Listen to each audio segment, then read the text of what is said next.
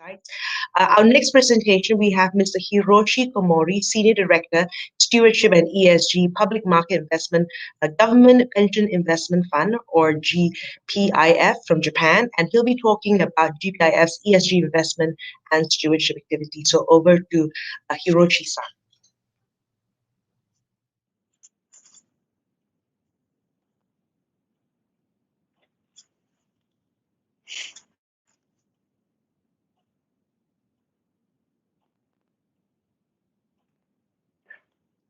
Thank you for the kind introduction. Good afternoon, everyone from Tokyo. My name is Hiroshi Komori of GPIF in Japan. I very much appreciate the great invite today by the Global Compact Network Malaysia for me to present GPIF's ESG and stewardship activities at Go ESG ASEAN Summit 2020. I'd be very happy to talk about our holistic perception and investment related with ESG today. We are a textbook-style universal asset owner with AUM about 1.6 trillion US dollars as of September 2020. Roughly speaking, it is equally allocated to four asset classes: Japanese equity, Japanese bonds, foreign equity, and foreign bonds in a model portfolio allocation. Also, we are a cross-generational asset owner with a super long-term horizon as long as 100 years. In this perspective, it is critically important for GPIF to consider ESG for a long-term investment to realize sustainable return for future generations of our beneficiaries.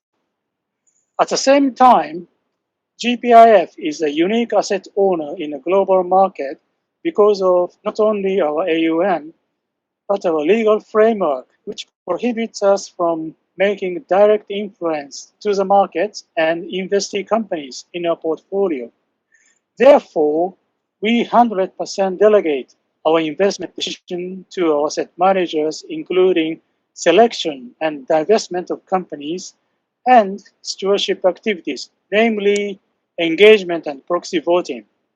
In this perspective, communication and engagement with our asset managers throughout the year proves indispensable for us to let them fully and rightly understand our mission, purpose, and journey.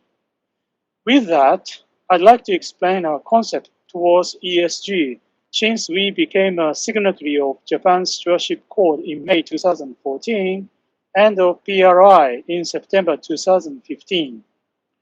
Because of our legal binding, we believe we are not at liberty to talk about one specific ESG issue, such as climate change, although we completely agree it is so.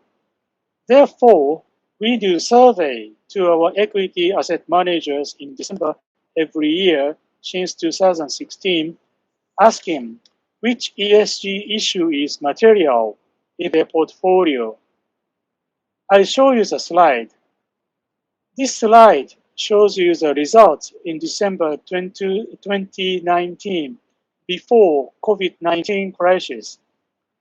In the two categories on the right, you can see answers from passive and active managers of foreign equities. Climate change was chosen by all asset managers there. Then, following climate change, diversity and disclosure came up, and they were further followed by corporate governance, supply chain, board structure, water supply, human rights, etc. Perhaps you can remember the ESG discussions in the global market last year, and those answers from asset managers can be shared by many of you. On the other hand, Japanese equity shows you a little different situations. On the left, you see the results from passive and active Japanese equity managers. At active side, board structure and self-evaluation came up as a top issue. Those were the points highlighted by the Japanese Corporate Governance Code discussion. Capital efficiency and misconduct followed. At passive side, just like foreign equity, climate change and disclosure ranked at top. We are often asked like this: which of E, S, or G is most important for GPIF? Again, we have to be careful to answer this kind of question because of a legal binding. But we can say that in order to make E and S work appropriately and efficiently in a cross-generational time horizon, G must be a pillar for E and S. This survey exactly gave us a long-term view of our asset managers. Probably most of you or all of you agree that climate change is number one issue in the globe at the moment.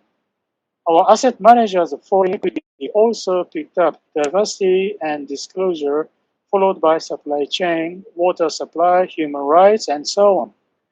This proved for GPIF to be a great view and insight over global asset managers, what has been going on outside Japan. By contrast, Japan is now to catch up the global discussions where our asset managers gave us their view that G is still critical in Japanese equity portfolio. We very much appreciate their great input and feedback to us. Having said that, it was a result of survey 1 year ago. We will do the same questionnaire next month to see what long-term investors need to cope with in this unprecedented difficult situation, COVID-19. We've been discussing with our asset manager since April this year, just after the Japanese government declared the emergency. All of them stress that climate change should be focused on with top priority, even with COVID-19, which we also agree with. While diversity and disclosure remain the same as 1 year before, we found that our asset manager came to talk about diversity more. I mean, diversity covers not only gender, but ethnicity, ages, skill set, etc., to activate the company's resilience and growth. We also understand the current situation where another issue, employees and their safety as well as health should be taken care of. We look forward to our next survey. At this stage, we don't expect any big change in the result. However, I believe we need to have meetings with asset managers one by one, hopefully in person or virtually, to learn their views and deepen our understanding behind their answers.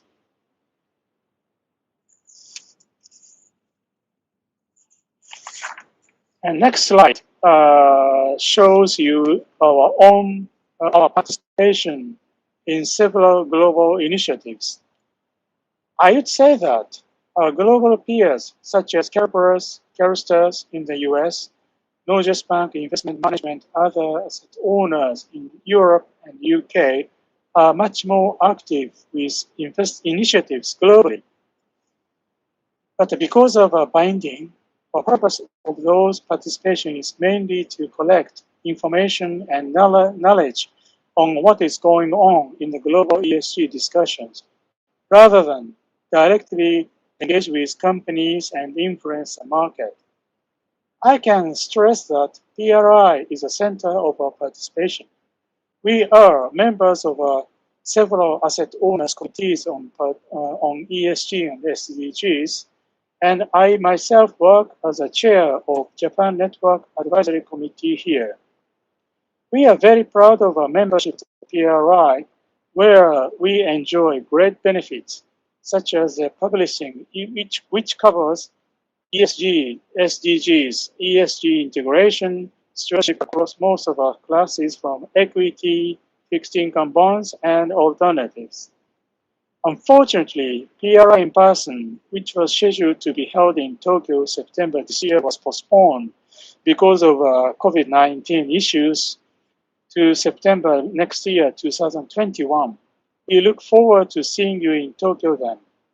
PRI in person has been a great opportunity for us to catch up latest ESG discussions and learn deep insights on each ESG issue through valuable networking with global signatories.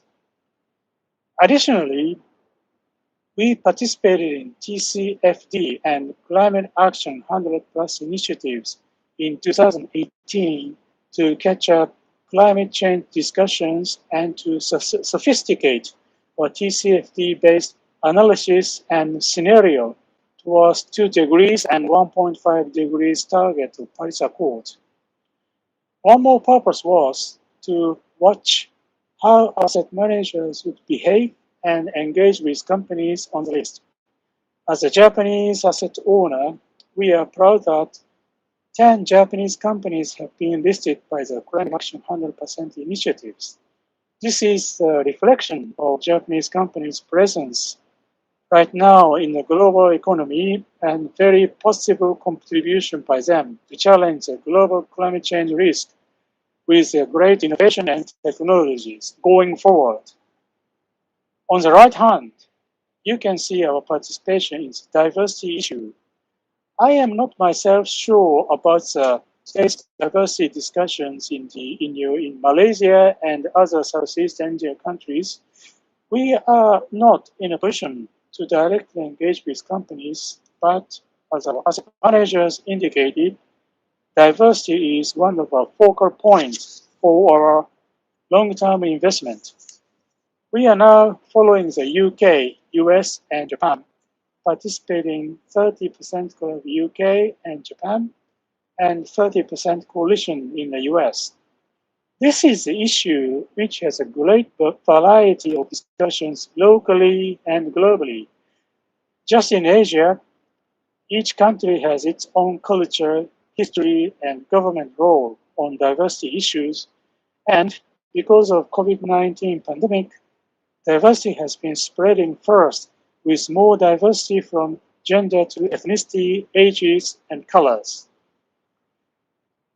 Council of Institutional Investors, CII, in Washington, D.C., and the International Corporate Governance Network, ICGN, in London have been great resources for us to follow what is going on exactly as of today in the US and the globe. Originally, they were established by asset owners and asset managers 35 years and 25 years ago, respectively, to pursue corporate governance matters mainly. But because of a very fast-changing ESG discussions today in the globe, they have been very much flexible with today's discussions and investment. Based on governance, G, they are trying to increase value added for their members. Their conferences, held twice or to 4 times a year, have been a great opportunity to make networking with global peers, asset managers, ESG researchers, ESG index providers, ESG voting advisors, NGOs, etc. Next slide. I'd like to touch on ESG indices. We started in 2017. Next slide, please.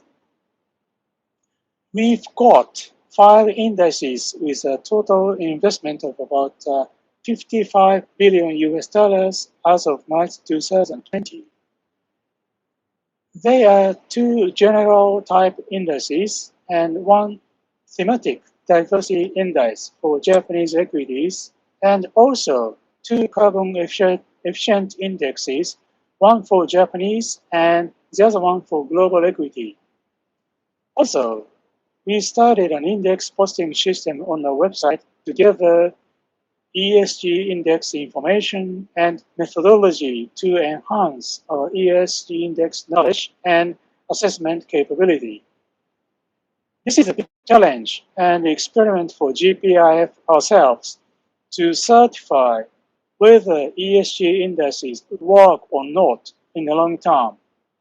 Fortunately, very fortunately, the total return of the total 5 indices outperformed benchmarks for the past 2 years. However, I have to say that we know that it is very early to conclude they worked well. We need to wait another 5 to 10 years and watch their performance and analyze real factor for returns. Finally, let me talk about the relationship between PRI and the Global Compact Network. In our view, PRI is the other side mirror of the Global Compact Network, respectively for investors and companies. That's why we've got a good contact with the Global Compact Network Japan. They gave us several opportunities for me to speak out to their members on ESG. 2 years ago, I explained how investors had been struggling as well how to integrate ESG into their investment and portfolio. I would say that the situation had not changed so much even as of today. We found the definition of ESG differed region by region, country by country, and there are more than 300 disclosure principles for the companies, and they are now increasing. You probably know that IFRS is now in the period of consultation how it should integrate ESG disclosure. ESG is still on the way for companies to increase their shareholder value on the long term. Perhaps you'd find out a partner investor for your journey to fulfill your company's fiduciary duty to shareholders and your purpose for your stakeholders as well.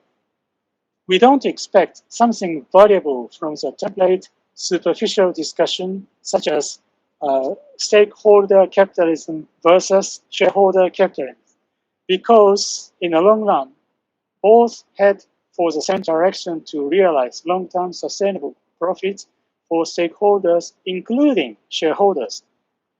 ESG already means long-term investment for companies and for investors as well.